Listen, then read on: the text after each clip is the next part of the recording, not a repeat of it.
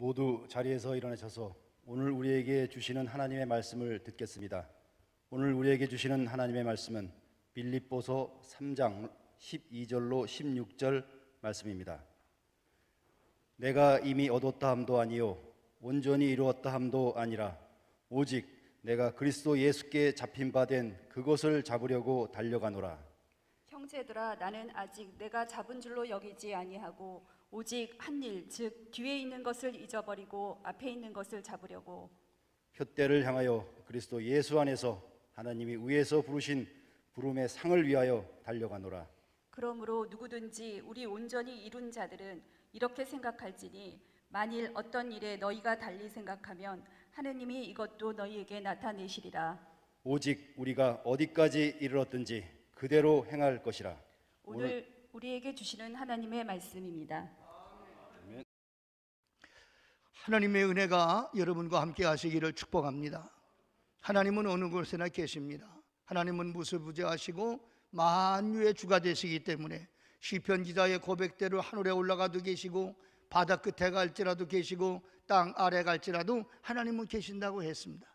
여러분이 손 모으고 성경 펴고 하나님을 향해 무릎 꿇은 그 자리에 하나님이 임재하시고 여러분을 만져주시고 여러분의 기도를 들으시고 오늘도 하나님의 음성이 들려지는 참 신령한 예배가 드려질 수 있으시기를 주님의 이름으로 축원을 드리겠습니다.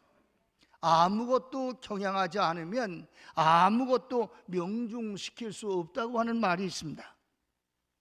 목적 없이 사는 삶을 사는 사람을 말하는 것인데 목적이 없이 삶을 살면 마치 방향 없이 표류하는 삶을 살게 된다는 것입니다. 목표를 두지 않고 살면 시루에 떠내려가는 삶을 살 수밖에 없습니다. 우리는 지금 코로나19라는 감염병으로 인해 어쩔 수 없이 비대면 예배를 드리는 상황이지만 하나님께 대한 예배, 하나님을 향한 우리의 그 간구와 갈망, 신앙의 대상은 절대로 하나님 한 분밖에는 우리가 다른 곳으로 움직일 수 없는 그러한 우리 인생의 최대 목표가 되시고 우리의 삶의 최대의 방향이 되는 줄로 믿습니다. 오늘 코로나19 이 감염병 시대에 우리가 영상 예배를 드리면서 마치 쇼핑센터에 가서 입에 맞는 물건 고르듯이 그저 여기 기웃 저기 기웃하면서 이런저런 설교를 들으면서 또 이런저런 교회를 찾아다니면서 방황하는 그런 삶을 살아서는 안 된다고 생각합니다.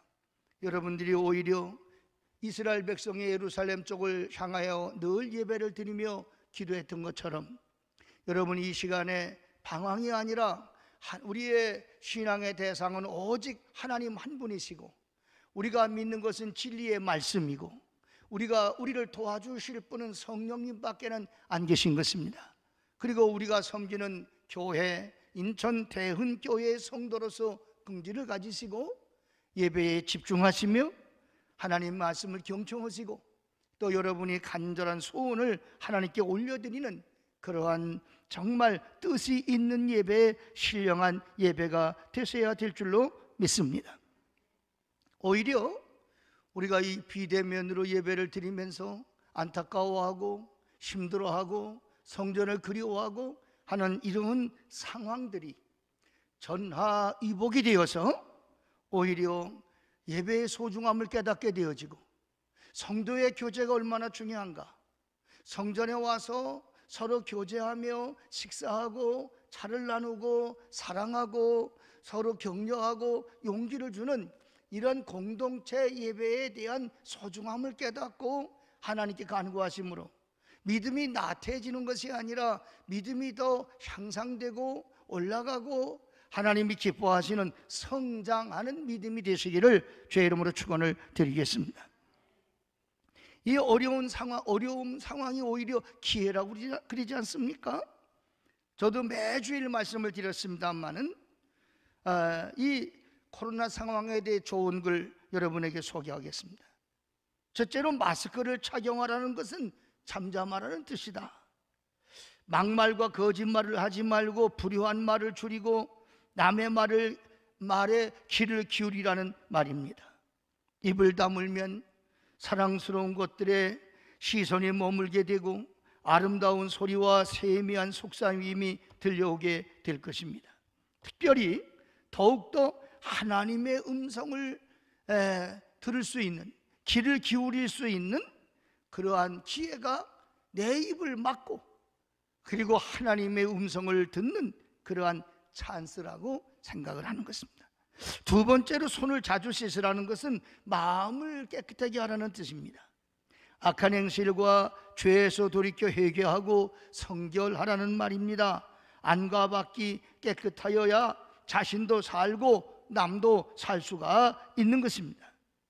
오히려 손을 씻으면서 우리가 마음을 닦아내고 우리 마음의 창을 닦아 신령한 눈이 열려야 될 것입니다.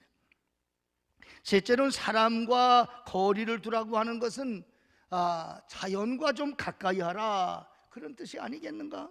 사람끼리 모여서 살면서 서로 다투지 말고 공기와 물과 자연 생태계를 돌보며 조화롭게 살라는 뜻입니다. 자연을 가까이 할수록 마음이 넉넉하여 모든 것을 사랑하게 된다는 것입니다. 넷째로 대면하여 예배를 금지하라는 것은 언제나 어디서나 하나님을 바라보라는 뜻이 아닐까, 그렇게 생각을 해보는 것입니다. 위안을 얻거나 사람에게 보이려고 예배당에 가지 말고 천지에 계신 하나님을 예배하라, 혹시 그런 뜻은 아닐까요? 교회에 와서만 썬데이 크리스찬으로 사는 것이 아니라 내 삶의 자리, 내 생활 속에 예배를 드려야 한다는 그런 의미로 해석을 하면 어떨까, 그런 생각이 듭니다. 마지막으로 집합 금지하라는 것은 우리가 이렇게 모이는 거 중요하지만 소외된 자들과 좀 가까이 하라, 그런 뜻으로 이해를 하면 은혜가 될 것입니다.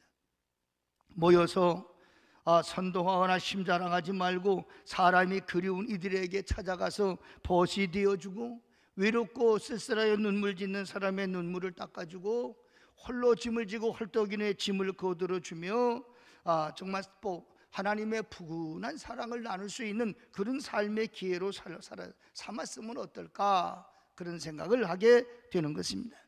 사랑하는 여러분, 저는 코로나19 이 감염병 때문에 아무것도 할 수 없다, 이제 우리는 큰일 났다, 이런 생각보다는 주어진 상황 속에서 어떻게 해야 이 난관을 극복하며 우리의 주어진 상황 속에 어떻게 하나님께 영광을 돌리고 이웃을 내 몸처럼 사랑을 하는 삶을 실천하며 살아낼 수 있을까를 생각하면 하나님 넉넉하게 그렇게 하나님 사랑하고 이웃을 사랑하며 복음을 살아낼 수 있도록 우리에게 성령님의 도우심으로 능력도 주시고 하나님의 권능으로 함께해 주실 줄로 믿습니다.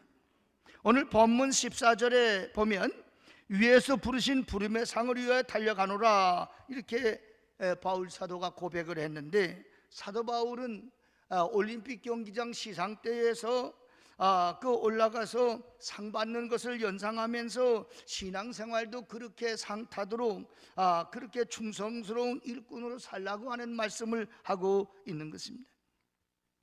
성경에 보면 하나님은 정치 잘한 사람에게 또 돈 많은 사람에게 또 뭐 인기 있는 사람에게 그렇게 시상한 것이 아니고 오로지 하나님의 말씀을 실천하고 하나님의 말씀대로 살아가는 사람에게 상을 베푸신다고 말씀을 하셨습니다. 사람은 누구나 상을 좋아합니다. 비록 실력이 없어도 상을 주면 실력 있는 사람처럼 긍지를 가지고 계속해서 그 상을 타기 위해서 노력하게 되는 것입니다. 계시록 22장 12절 말씀에 보게 되면, 보라, 내가 속히 오리니 내가 줄 상이 내게 있어 각 사람에게 그의 행한 대로 갚아주리라, 그렇게 말씀을 하셨습니다. 상이란 잘한 일이나 훌륭한 일을 칭찬하기 위해서 주는 것입니다.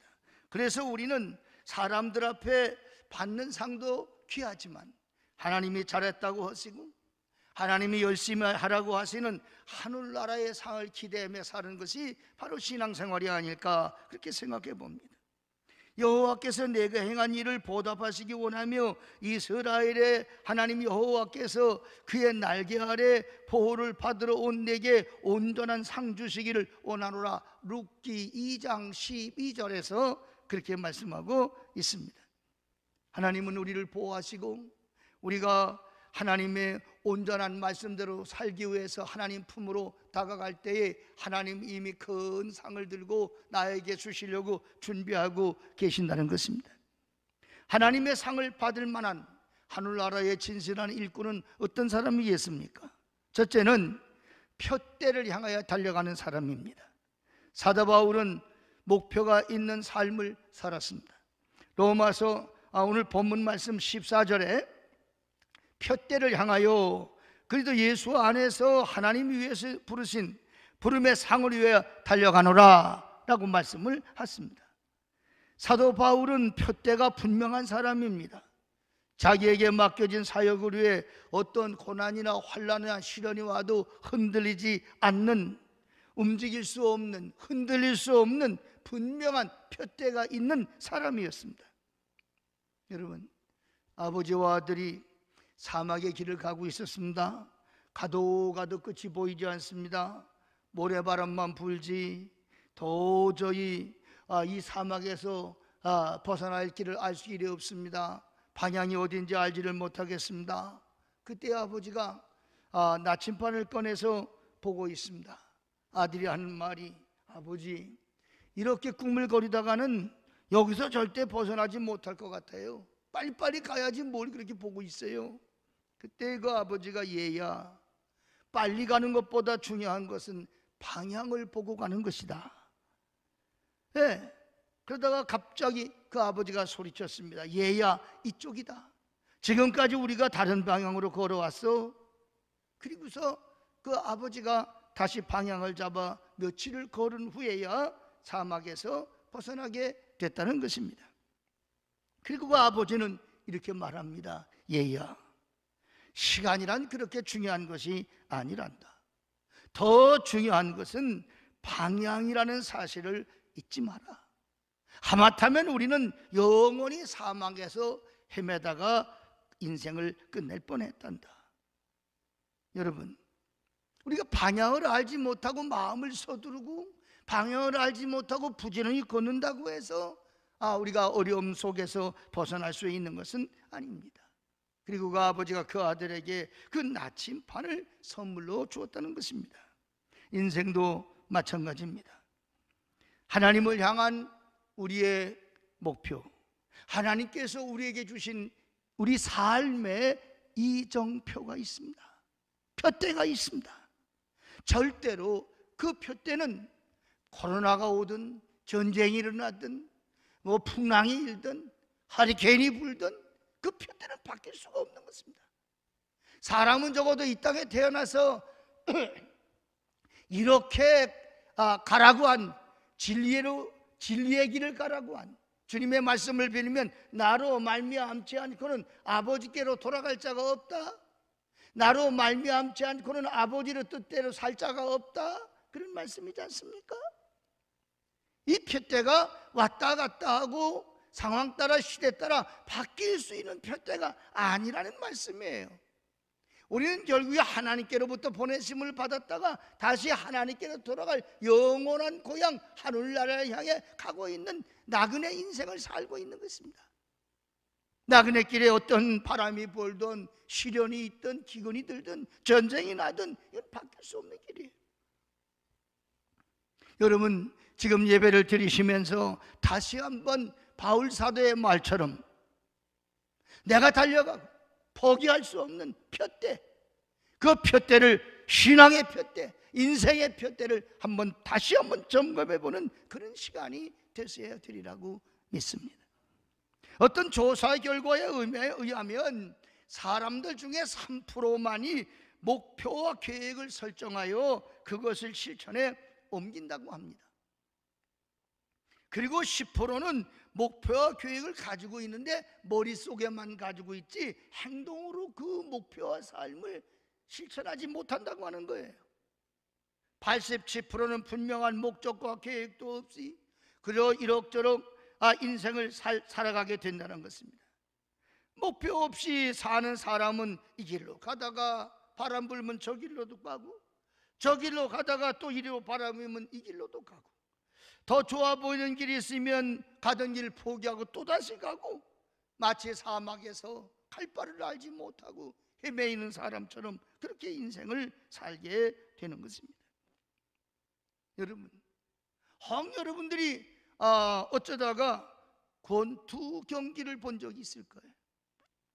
처음에는 제대로 목표를 향해 주먹을 날리고 하지만은 나중에 서로 기운이 떨어진 데는 그렇게 상태가 되어서 손을 내뻗고 흔들지만은 그냥 방향 없이 되는 대로 막 흔들고 비틀거리면서 흔들기 때문에 위력도 없고 그 펀치에 맞아서 KO되지도 않습니다. 그러나 정확하게 그 어려운 상황 속에 그 정말 힘든 그런 여건 속에서도 정확하게 목표를 놓치지 않고 그리고 최선을 다해서 목표를 향해 공격하는 사람이 마침내 우승의 벨트를 차게 되고 챔피언이 되게 되는 것입니다. 목표를 세운다는 건 그렇게 중요합니다. 힘이 다 떨어지고 기운이 없고 상황이 나빠지고 그래도 절대 목표를 놓치지 않는 그 사람이 우승자가 되지 않습니까?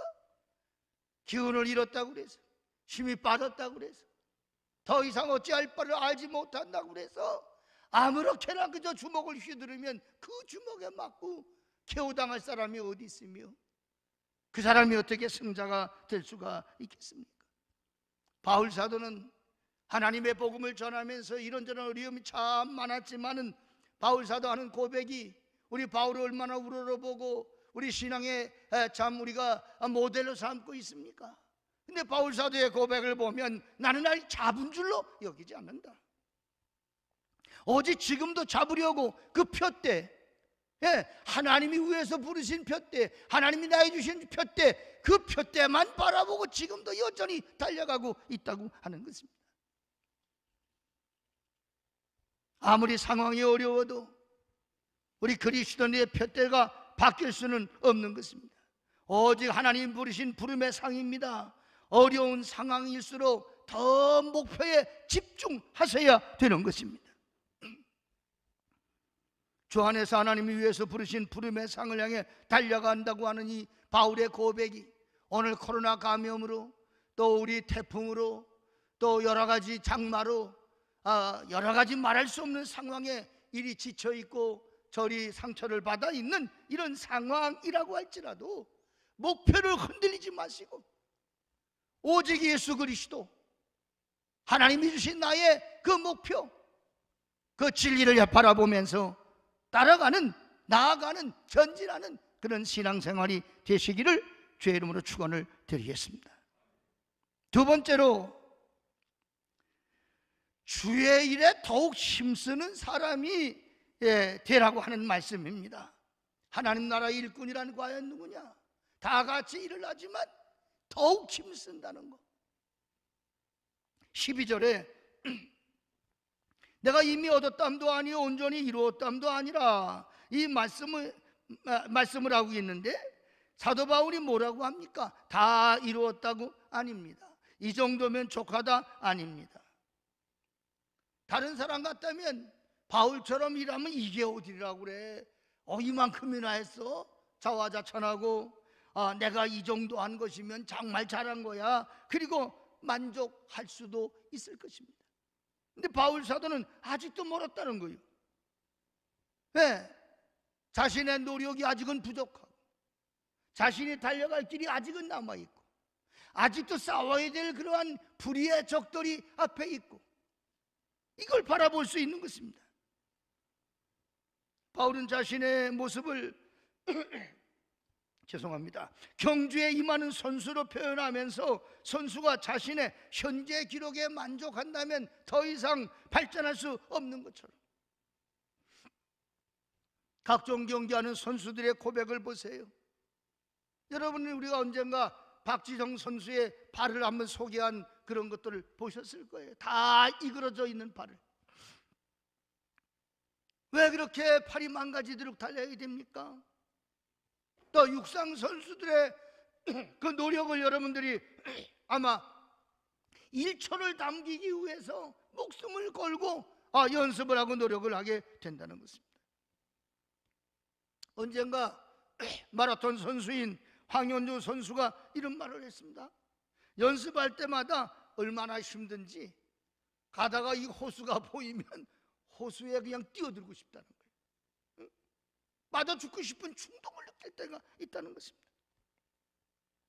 백리나 뒤는 먼 길을 달려와서 조금 쉬고 싶은데 계속 운동을 시키는 코치를 보면 말이요, 죽이고 싶을 마음이 들 정도로 그런 분노가 속에서 치오를 때가 있다는 거예요. 그런데 이 경상도 사람이 이 코치가 말입니다, 빙그레 웃으면서 영조야, 네 힘드나? 니는 안 보이는지 모르지만 내는 보인대. 올림픽 스타디움에서 네가 1등으로 들어오는 모습이 보인대. 네가 월계관을 쓰는 모습이 내 눈에 보인대. 그런 말을 들을 때에 입술을 깨물고 고통을 이겨내며 또다시 지친 몸을 새롭게 해서 뛰게 되었다는 것입니다. 그렇습니다. 정말 하나님이 주신 나의 사명, 하나님이 주신 나의 표대가 있다고 믿는 사람은 포기할 수 없는 것입니다. 언제까지 포기를 못하는 것입니까? 죽을 때까지 포기를 못하는 거예요. 죽도록 충성하라고 그러지 않습니까? 우리 성경에 나오는 훌륭한 사람들의 모습을 보세요. 성공한 사람들의 모습을 보세요. 믿음이란 무엇인가를 확실하게 증거해주고 있습니다. 믿음은 바라는 것의 실상이라고 한 히브리서 11장 1절에 나와 있는 말씀을 삶으로 살아낸 사람이 인생의 신앙의 성공자가 되는 것입니다. 여러분 아시다시피 요셉이 같은 사람 보세요. 삶에 참 기구한 꿈은 엄청난 꿈을 꿨습니다. 해와 달과 별이 다 자기의 저라는 꿈을 꿨습니다. 그러나 현실은 그와 달랐습니다. 현실은 꿈을 얘기할수록 형들은 미워하고 질투하고 마침내 그를 죽이기로 하고, 그리고 장사꾼에게 팔아넘겨서 웅덩이에 빠지게 되고, 그리고 저 이스마엘 사람들의 손에 의해서 그 애굽의 그 관리의 집에 종으로 팔려가게 되고, 종살이 그렇게 열심히 했지만은 원치 않게 누명 쓰고 감옥 속까지 오지 않았습니까? 그러면 다 포기하고 하나님이 계시면 내가 이럴까? 정말 그 꿈이 하나님이 주신 꿈이라면 이럴까? 그리고 다 포기하고 말 거 아니겠어요? 그러나 요셉이라고 하는 사람은 감옥소에 가서 정말 인생의 제 밑바닥에 살면서도 그런 꿈을 포기하지 않습니다. 하나님이 주신 꿈이기 때문에 그렇습니다. 하나님이 주신 비전이라 포기할 수가 없어요. 그렇기 때문에 그가 보슴살이로 보디발의 집에 종으로 팔려갔을 때에도 종이 그 정말 주인이 시키는 거나 하는 정도로 대충 살려고 들지 않겠습니까? 그런데 보디발이 자기는 먹는 거 말고는 요셉에게 다 내맡겼다고 그랬어요. 왜 그랬을까요? 맡길만 하니까 맡기는 겁니다. 맡길만 하니까. 주인보다 더 먼저 일어나. 주인이 시키기 전에 알아서 해. 주인보다 늦게 자. 왜 그렇습니까? 믿음 때문에 그런 거예요. 하나님이 언젠가 해와 달과 별이 다 나에게 저라는 꿈을 이루실 날이 올 거야. 난 이렇게 종으로만 살 사람이 아니야. 그래서 자리를 박차고 일어나고, 피곤해도 불을 못 끄고 일을 하고, 비록 남의 집 종이지만 주인처럼, 아니 주인보다 더 열심히 살아내는 거예요. 더 열심히. 감옥도 마찬가지 아닙니까? 감옥소에서도 그가 얼마나 성실하게 일을 했으면, 떡 맡은 관원장, 술 맡은 관원장이면 왕의 최고의 신입을 받는 고관대작이에요. 그 당시 왕의 식료는 아무나 맡습니까? 떡을 맡고 술을 맡으면 왕이 먹는 것을 관장하는 사람인데, 그 당시 이 독약을 넣어서 왕을 죽이고 이런 일이 많았기 때문에 왕의 음식을 관장하는 사람은 왕이 최고로 신뢰하는 최측근, 왕의 가족이나 왕이 최고로 신임하는 충신들에게 맡기는 거예요. 그런데 그렇게 높은 관리가 감옥에 들어왔을 때에 요셉이가 얼마나 성실하게, 얼마나 믿을만하게 그렇게 살았으면은, 그렇게 섬겼으면은 이 사람들이 꿈을 꾸고 요셉에게 그 꿈을 풀어달라고 얘기하겠습니까? 자기의 고민, 내가 해결할 수 없는 거, 나는 꿈을 꿨는데 이 꿈이 뭔지 알 수가 없어요. 이 꿈을 내게 좀 가르쳐 줄 수 있겠습니까? 그리고 요셉에게 얘기할 정도면 아무에게나 여러분 비밀을 말합니까? 아무에게 나의 고민을 말합니까? 그렇지 않습니까? 않습니다. 내 마음을 내려놓고 내 마음을 열어놓고 이야기할 만한 사람에게 이야기하는 것입니다. 얼마나 그가 성실하게 보였으면 그 최고 관리들이 요셉의 꿈 얘기를 하고, 마침내 요셉이는 그 감옥소에 있으면서도 뭐라고 얘기합니까? 하나님께 영광을 돌리고 하나님이 주신 지혜로 그 꿈을 마치고, 그리고 사람들은 다 잊어버렸지만 포기하지 않는 요셉의 꿈을 하나님은 보고 계셨기 때문에, 하나님이 주신 비전을 붙잡고 감옥소에서도 몸부림치는 요셉을 보고 계셨기 때문에 하나님도 요셉을 포기하지 않는 것입니다. 우리가 아무리 어려운 상황과 아무리 어려운 처지에 있다 할지라도 절대로 하나님이 날 버리셨나 보다 어림없는 소리 하지 마세요. 젖을 먹이는 어미가 그 자식을 잊을지라도 나는 너를 잊지 못한다. 하나님은 그렇게 말씀합니다. 절대로 하나님은 나를 잃을 수 없어. 요셉은 그 사실을 믿고 있는 거예요. 마침내 왕에게 불려가서도 왕이 이 꿈 얘기를 하게 될 때 요셉이 한 말이 뭡니까? 하나님이 그 꿈을 풀어주실 겁니다. 하나님이 꿈을 풀어주실 겁니다. 끝까지 하나님을 놓치지 않아요. 예. 그리고 그 꿈을 맞추고 나서도 하나님께 영광을 돌리고, 마침내 그 형들이 그 앞에 절하러 오지 않습니까? 절하고 양식을 얻어먹으러 오지 않습니까?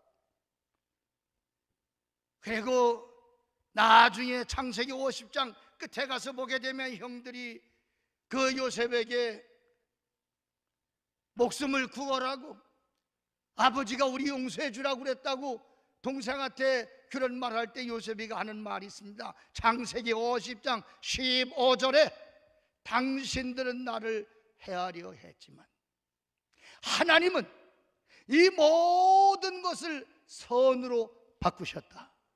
하나님이 바꿔주셨다. 그렇다고 하면 나는 당신들만이 아니야, 당신에 속한 당신의 자식들까지, 가족들까지, 아니 우리 민족을 나는 다 먹여 살릴 거야. 왜?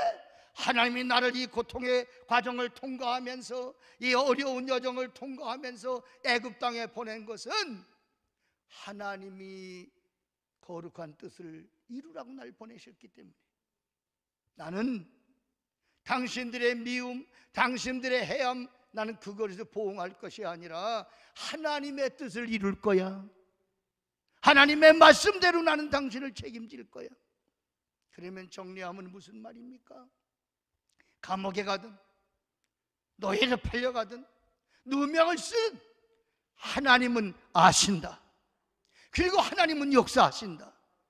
어떻게 선하게 바꾸신다. 하나님의 일에 힘을 쓰고 하나님의 목표를, 하나님 주신 사명을 놓치지 않고 하나님 주신 표대를 놓치지 않고 그 일에 힘을 쓰고 나아가면 결과는 승리다. 결과는 합력하여 아름답게 선하게 잘되게 되는 것이다. 그걸 믿는 것입니다. 여러분, 저는 여러분을 축복합니다. 하나님의 말씀을 붙잡고 창세기 37장의 요셉이처럼 꿈을 꾸고 9절에 보니까 다시 꾸고 또 꾸고, 꿈을 꾸고 다시 꾸고 또 꾸고, 하나님의 비전을 아무리 상황이 어려워도 현실이 각박해도 놓치지 않는, 그리고 더욱더 열심히, 어려우면 어려울수록, 힘들면 힘들수록 주께로 더 가까이 다가가는 은혜가 있으시기를 바랍니다.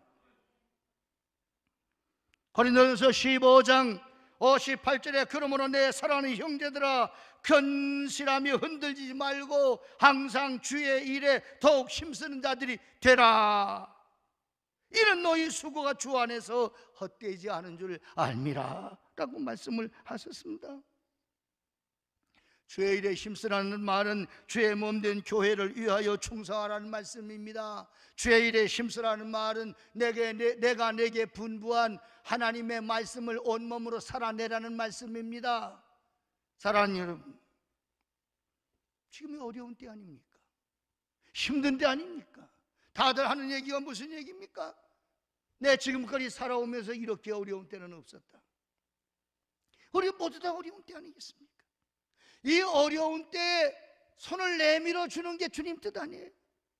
다 같이 힘들 때에 못하겠다고 주저앉는 게 아니라 넘어져도 앞에 사람을 밀어주면서 넘어지는, 마치 우리가 이어달리기 할 때에 바톤을 줄 때에 넘어지면서도 바톤을 넘겨주는 그런 심정으로 서로 힘들고 어려울 때에 좀 더 땡겨주고 좀 더 밀어주고 좀 더 격려하고, 다 웃지 못할 상황인데 미소를 지으면서 손을 잡아주고 따뜻한 말 한마디로 따뜻한 손으로 온도를 전달하면서 붙잡아주고 격려해주고, 그게 하나님의 사람들이 해야 될 일이 아니겠습니까? 누구 때문에 이렇다, 뭐 때문에 이렇다, 대통령이 정치를 잘못해서 그렇다, 8.15 광복절 집회에 갔다 와서 그렇다, 뭐 아무개 때문에 그렇다, 우리는 그럴 때가 아니라고 봅니다. 서인배들이 하는 짓이지. 그게 보세요, 이게 우리만 당하는 일 아니지 않습니까? 세계가 다 고통스러워하고 세계가 다 어려워하고 있습니다. 서로 격려해야 됩니다. 서로 도와줘야 될 이런 때 아니겠습니까? 남의 탓이 아니라 내 탓이라고 얘기하고, 남 때문에 이런 일이 생기게 아니라 우리 귀자들은 우리가 기도하지 않아서 이런 일이 생겼지, 우리가 자연재해를 파괴해서 이런 일이 생겼지. 성경에 보면은 이 질병을 해결하실 분은 하나님밖에는 계시지 않습니다. 시편 91편 2절에 나는 여호와를 향하여 말하기를 그는 나의 피난처요 나의 요새요 내가 의뢰하는 하나님이라 하리니 이는 그가 너를 새 사냥꾼의 올무에서와 심한 전염병에서 건지실 것이미로다. 전염병에서 새가 그 망쳐놓은 그 올무에서 건져주실 분 하나님밖에는 안 계시다는 것입니다. 그가 너를 그의 기치로 덮으리니 네가 그의 날개 아래 피하리로다. 그의 진실함은 방패와 손 방패가 대신하니 너는 낮에 찾아오는 공포와 밤에 날아드는 화살과 어두울 때 퍼지는 전염병과 밝을 때 닥쳐오는 재앙을 두려워 아니하리로다. 여러분, 왜 우리가 무섭지 않겠습니까? 왜 우리라고 두렵지 않겠습니까? 그러나 분명한 거 있습니다. 하나님이 건져주시겠다고 했어요. 하나님이 지켜주시겠다고 했어요. 그렇다면 우리는 무서워 벌벌 떨기보다는 하나님 말씀을 붙잡고 주의 일에 더 열심을 내고 더 열심히 섬겨주고 더 열심히 내가 먼저 희생하고 하면서 우리는 오늘도 소금처럼 피처럼 살아야 될 사명이 우리에게 있는 줄로 믿습니다. 힘을 내십시오. 내 힘은 한계가 있어요. 그러나 내게 능력 주시는 자 안에서 나는 모든 것을 할 수 있다고 했던 이 말씀을 붙잡으시고, 하나님, 나는 힘의 한계가 왔습니다. 지치지 않는 하나님, 초월적인 성령님을 내게 보내주세요. 난 더 이상 버틸 길이 없습니다. 난 더 이상 꼼짝할 수가 없습니다. 그러나 전지전능하신 하나님, 내게 하나님의 에너지, 하나님의 능력을 주시옵소서. 우리는 기도에 몰입해야 됩니다. 정말 기도하며 하나님께 매달려야 될 그러한 기회가 지금입니다. 그리고 너는 내게 부르짖으라. 그리하면 내가 내게 응답하겠고 내가 알지 못하는 그거 비밀한 일을 내게 보이리라고 말씀하지 않았습니까? 그렇다고 하면 어두운 밤일수록 별이 빛나는 것처럼 이 어려운 때 기도하면 오히려 하나님의 능력을 우리가 경험하게 되고, 절박한 상황이라 절박하게 매달리기 때문에 하나님의 강력한 능력을 체험할 수 있는 찬스가 되지 않겠냐 그 말이에요. 마지막에 말씀을 마치면서 정말 하나님의 사람, 하나님의 나라의 일꾼은 어떤 사람입니까? 끝까지 인내하는 사람입니다. 다시 말씀드리면 끝까지 믿음을 지키는 사람입니다. 저는 늘 기도합니다. 마지막 때에 믿는 자를 보겠냐? 주님이 하신 말씀이에요. 마지막 때가 되면 그만큼 믿음 지키기가 어려워진다는 것입니다. 제 욕심은 어떤 욕심인고 하니, 하나님, 인천대원교회를 보시옵소서. 근데 여기 믿음이 있지 않습니까? 이렇게 고백할 수 있는 목회자, 이렇게 고백할 수 있는 하나님의 종이어야 되지 않겠나? 감리교회를 섬기는 사람으로서는 주여 우리 감리교회를 보시옵소서. 어려운 때에 유관순 열사나 이준 열사나 전덕기 목사님이나 윤치호 선생이나 남궁옥 선생이나 뭐 이루 말할 수 없는 그런 애국 열사들이 교회 안에 있었던 것처럼 마지막 믿음이 흔들리고 혼돈해지고 어렵지만 오늘 이 시대의 하나님의 사람으로서 정말 빛을 발하고 모델이 되어지는 그런 감리교인들이 되어야 되지 않겠나? 우리 신앙의 선배들의 이름이나 자랑하고 사는 과거에 매여 있는 사람이 아니라 우리 과거와 현재와의 대화 속에서 미래를 바라보고 나아가는 게 역사 아니겠어요? 사랑하는 성도 여러분, 결국에 상은 누가 타는 것입니까? 마지막에 들어올 때 1등으로 들어온 사람이 타는 것입니다. 그렇기 때문에 이 사실을 알기 때문에 바울 사도는 그도 예수 안에서 하나님이 위에서 부르신 부름의 상을 위하여 지금도 달려가노라. 현재 진행형으로 달렸다가 아닙니다. 지금도 달리고 있는 것입니다. 계속 헐떡이며 달리고 있는 것입니다. 포기할 수 없는 것입니다.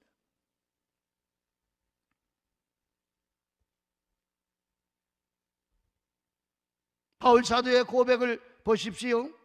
빌립보서 1장 20절, 제가 참 좋아하는 그런 말씀인데, 나의 간절한 기대와 소망을 따라 아무 일든지 부끄럽지 아니하고 이제도 온전히 담대해서 살든지 죽든지 내 몸에서 그리스도가 존귀하게 되게 하려 하노라. 바울은 목숨이 둘 아니잖아요.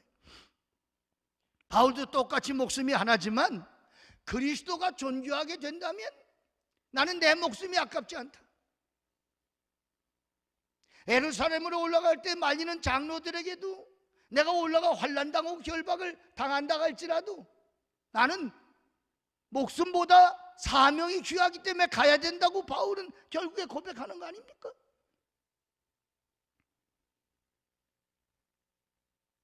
디모데후서 4장 7절에 바울은 이렇게 고백합니다. 나는 선한 싸움 싸우고 달려갈 길을 마치고 믿음을 지켰으니. 싸우고 달리고 지키는 것입니다. 끝까지 하는 것입니다. 포기하지 않는 것입니다. 선한 싸움을 싸워야만 합니다. 죄와 싸우고 마귀와 싸우고 불법과 싸우고 코로나 싸우고 장마 싸우고 주저앉는 것이 아니라 다시 일어나는 거죠. 쓰러진 별을 일으켜 세워 똥겨 매는 농부의 심정으로 태풍은 다 쓸어가지만 다시 세우고 또 세우고 코로나19 때문에 대면 못하게 하니까 비대면으로 더 열심히 예배드리는 거죠. 과거에 교회 와서 주일날 한번 예배를 드렸다면 이 안타까운 마음을 어쩔 수 없어서 새벽에도 일어나 무릎을 꿇고 자기 전에도 무릎을 꿇고 수요일도 예배를 드리고 금요일도 예배를 드리고 난 여러분이 갈망하는 마음을 가지고 비록 영상으로 예배를 드리더라도 예배 시간만은 절대로 놓치지 말고 뺏기지 말고 끝까지 하나님과 예배를 포기할 수 없는 목숨을 건 예배에 정말 철저한 승리자들이 되시기를 축복합니다. 끝까지 달리는 사람이 면류관을 타는 것이고 링에서 끝까지 포기하지 않는 사람이 벨트를 차는 거 아니겠습니까? 우리는 분명히 기억하셔야 됩니다. 바울의 고백대로 선한 싸움 싸우고 달려갈 길을 달리고 믿음을 지켰으니 나를 위해서 의의 면류관이 예비되었는데 그날의 의로운 재판장께서 내게만이 아니라 주의 나타나심을 사모하는 모든 자에게니라. 누굽니까? 끝까지 포기하지 않고 마라나타 주여 오시옵소서.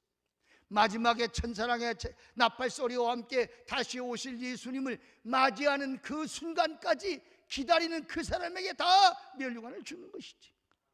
바울만 타는 거 아니라고 고백하지 않습니까? 우리 사랑하는 성도 여러분, 그리고 인터넷으로 예배를 드리는 세계에 흩어져 있는 성도 여러분들, 끝까지 주님 다시 오실 때까지 견고하여 흔들리지 마시고 더욱더 여러분의 믿음이 향상되고 믿음이 진보하시고 믿음의 부피도 커지시고 믿음이 단단해지는 그런 하나님의 사람으로 승리하는 기회가 되시기를 축복합니다. 기도하겠습니다. 자비하신 아버지 하나님, 오늘 우리는 참으로 어려운 현실에 직면해 있습니다. 무섭게 전파되는 코로나19라고 하는 이 감염병으로 인해서 예배도 영상으로 예배를 드려야 되고 성도와 성도가 만날 수 없고 가게가 문을 닫고 직장이 출근을 하지 못하는 세계의 하늘길이 다 막혀 비행기가 뜨지를 못하고 항로가 막혀 정말 어찌해야 할 수 없는 단절의 시간을 맞이하고 있습니다. 그러나 하나님 감사한 게 있습니다. 하나님과의 통로가 열려 있어서 전능하신 하나님께 기도할 수 있는 길을 열어주시니 감사합니다. 응답의 찬스가 되게 하시옵소서. 살아계신 하나님을 체험하는 찬스가 되게 하시옵소서. 그리고 우리의 믿음을 보강하고 믿음을 견고하게 하고 믿음을 확인하는 기회가 되게 하여 주시옵소서. 자비하신 하나님, 사람끼리 집합하지 말라고 하니까 우리는 하나님 앞으로 집합하겠습니다. 하나님 앞으로 다 달려가겠습니다. 받아 주시옵시고 말씀해 주시옵시고 내가 너와 함께 하리라. 내가 너를 도와주리라. 내가 너를 굳세게 하리라.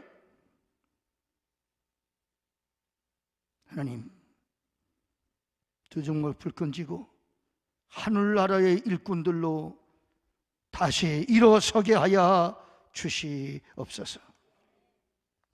예수 그리스도의 이름으로 간절히 기도하옵나이다. 아멘.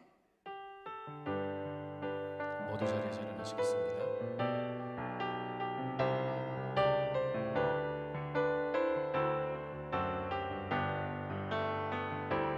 주님이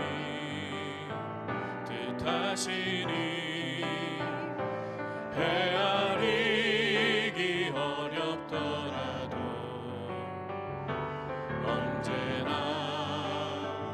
주 뜻 안에 내가 있음을 아노라.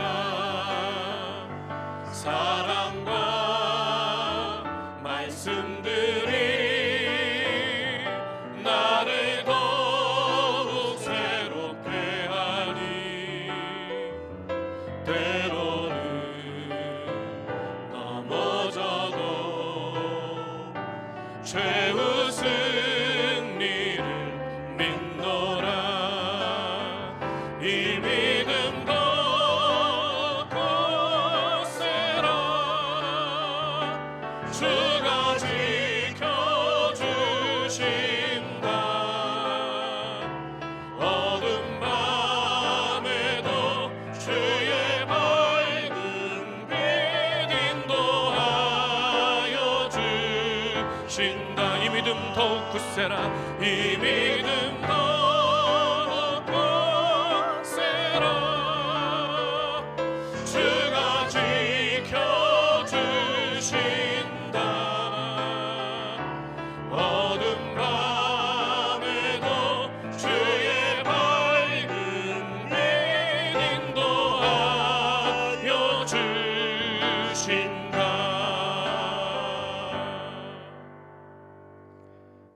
그리스도의 군사들이여, 성령의 도우심으로 선교와 봉사를 위해 세계를 향하여 나아갈지어다. 주여 우리와 동행하여 주시옵소서. 이제는 십자가에서 죽으심으로 우리를 사망의 권세에서 구속하시고 부활하심으로 영생에 이르게 하신 우리 주님 예수 그리스도의 은혜와 이 어려운 상황 속에서 새가 올무에서 또 전염병에서 이 백성들이 살아날 수 있는 길을 언제나 우리에게 베푸시는 전능하신 하나님의 사랑하심과 지금도 우리 마음을 감화감동하시면서 주의 일에 더욱 힘쓰는 자가 되라고 능력 주시는 성령님의 충만하심이 오늘 하나님 앞에 예배하는 모든 성도들 위해, 기업과 자손들 위해, 이 대한민국 역사 위에 함께 하시옵기를 간절히 축원하옵나이다. 아멘.